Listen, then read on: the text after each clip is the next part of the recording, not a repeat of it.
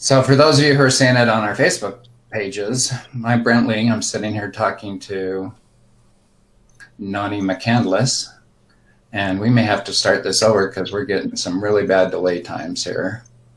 Hopefully we can fix that. Are you seeing it too, or is it just me? I think it's just on your end.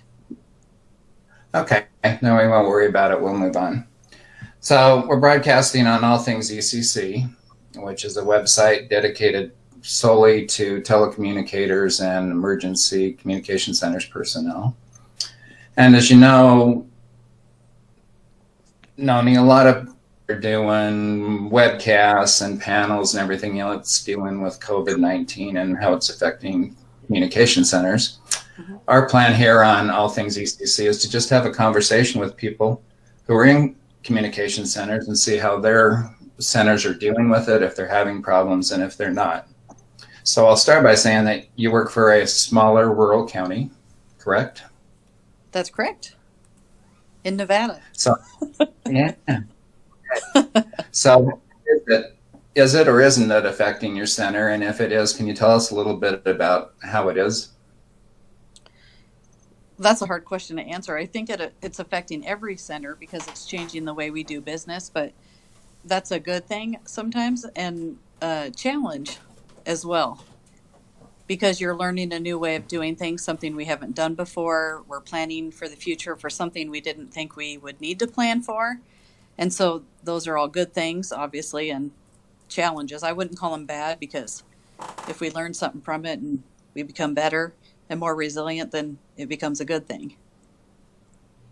Oh, and I certainly agree that what we learned today can only help us tomorrow and in case something like this ever happens again. Unfortunately, it's the unknown that causes us to have to go through all this kind of things. And, you know, I'm sure some of those things are like changes in policies and procedures within your department and how you're handling things. And that they probably change daily because, as you know, the experts are telling us that things are changing daily. So what kinds of things has your center done to help deal with this? Well, definitely. Are there changes in protocols? Are there changes in 911 calls, the questions you're asking, those types of things?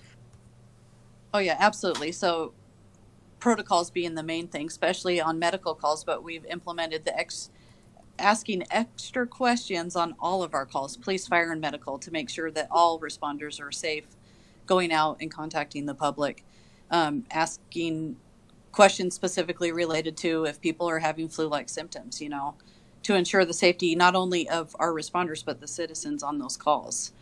We don't want to expose anyone to anything if we don't have to, you know, so you're asking those questions on every single call you take. You're coming into work and you're cleaning before and after.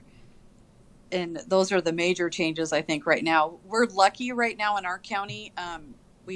We're not in a situation like a larger agency like New York City, but, you know, it's out there and we're doing the best we can. We're trying to make sure that our people don't work extra long days, you know, so to prepare for the future, if something did get worse here, we want to make sure we take good care of our people now, give them the tools, try to not make them work long shifts, and so that they can still have a life at home and not be exhausted. Okay. So you mentioned cleaning up before and after calls. Is that for the first responders on the street, or is that also for the true first responders in your center too? So when you come to work, do you have like a clean room situation, or have you changed policies on if you leave the center, when you come back in, do you wash your hands again? You go through those type things to, and again, ensure that telecommunicators are protected as much as possible. So before each shift comes in, the previous shift is cleaning the entrances with, you know, obviously a disinfectant spray that's approved to kill the virus. We wear gloves, use the cleaners, clean all the doors, the light switches, the bathroom stall doors, the dispatch door, your console, your keyboards, your mice. You clean every single thing, everything in the bathroom, the faucets in the kitchen. We have set up, and it's voluntary at our agency at this time, but we provided a way to take your temperature, to clean the thermometer, all of those things. And we have gloves for everyone. We have hydrogen peroxide wipes. We have bleach wipes. We have disinfectant, anything that you would need to ensure that it's clean. And we just make sure to check everybody's health every single day. And we try to spread out in our dispatch center so everyone's sitting opposite of each other and try to stay, outside that 6 feet range to protect staff. And we're communicate with each other. How are you feeling? What's going on? If you're sick, tell me. Let's talk about it and see what's going on. Those are those things that change the most, I think. And we no longer have a briefing in person. And we try to stagger logging in and out of our positions every day for each shift as well. You made a comment, and I really hadn't thought about it when you say you try and sit opposite from each other and the 6 feet apart. I've been in your center, and this has changed a lot recently. I'm sure that that's kind of difficult to do, and I'm sure that it is in a lot of centers across the country. So again, something I just hadn't thought about, and centers should probably consider. You can do all the prevention and safety features and cleaning that go along with it, but if you're sitting side by side, there's exposure there too. So I appreciate you bringing that up, something I hadn't thought about. So something else I want to ask you about that may be unique to your department still, and are you still dispatching for a California agency? Absolutely, yes. Okay, so certain policies and procedures in Nevada versus California, have they changed? Are they similar? Have they required you to do different things in reference to dispatching their services? What's really nice is that for all of our agencies that we dispatch for, they're all serve on a board to discuss each of those things, law, fire, and medical. And so when we say this is how we're going to handle it, these are the questions we're going to ask, we communicate that to not only our California agency, obviously, but our Nevada as well. And so we try to do business the same for all of them across the board. I don't think that it's the same level of service for all of our agencies. And we're doing the same for California. And their medical director is talking to the medical director here, so everyone is communicating across those state lines as well. Okay.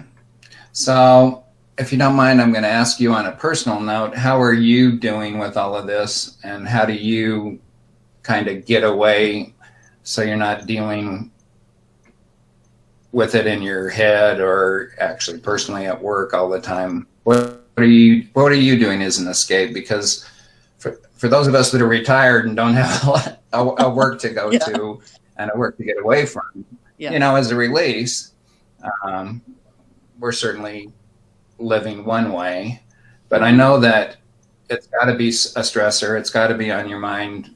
What do you do to keep from worrying about it all the time? Well, I definitely say it's a challenge being in a smaller agency, because being a supervisor and being part of the planning and getting those procedures in place, and sometimes you might have to work a position, work in the dispatch center, and that's a lot of stuff on your plate. I try to, come to work with a good attitude and leave with one when I'm on my days off. I've been hitting the mountains and going on hikes, hanging out with the horses, taking the dogs for a walk where there is nobody. It's been an adventure to go find a place out there where there's not a lot of people, but it's been great because I'm learning a lot about where I live that I didn't know. And trying to just have fun, because you know what? It's not going to last forever. We'll get past this. We always do. Yeah, very well stated. I appreciate your comments. So is there anything else that you can think about that you would like to mention or talk about in dealing with this COVID pandemic and how it affects telecommunicators across the country? I know that, like me, you're a member of different Facebook groups and other groups that communicate. Do you find that as a release too, to be able to communicate with others and see what's going on with them? Or just, I know that a lot of them have been trying to uplift people through social media. You think that's a good thing? Oh, absolutely. Anything we can do to help each other become more resilient in this job that faces challenges daily. And obviously, this is a new and interesting challenge that none of us have seen since SARS, I don't think, which has been quite a while, when it definitely didn't have the impact this does. But I think all the positive steps people are taking and encouraging each other and giving ideas on how they're handling stuff and offering words of encouragement to those centers who are facing challenges of actually having that virus entered into their dispatch center and how they're facing that. And we're all learning from them as well, which is great. And obviously our hearts go out to all of them during those challenges as well. And I agree. And that's one thing I was going to say. You know, I was there and did that for 30 years as a dispatcher, as a cop, as a supervisor, as a manager. And I want to thank you for everything you do and all the telecommunicators across the country, police officers, first responders for stepping up and being out there and exposing themselves potentially every day. So again, I want to thank you for that. And I want to thank you for taking just a few short minutes to sit here and talk about what's going on. So if there's nothing more, I want to thank you again. And maybe we can talk again sometime. Absolutely. Thanks for having me. And I hope to hear from others out there how they're doing. That would be great. Yeah, it would be nice to have others on this, on all things ECC live also. So, all right. Thank you. Have a good day. Thanks, Brent. Appreciate it. All right. Bye. Bye.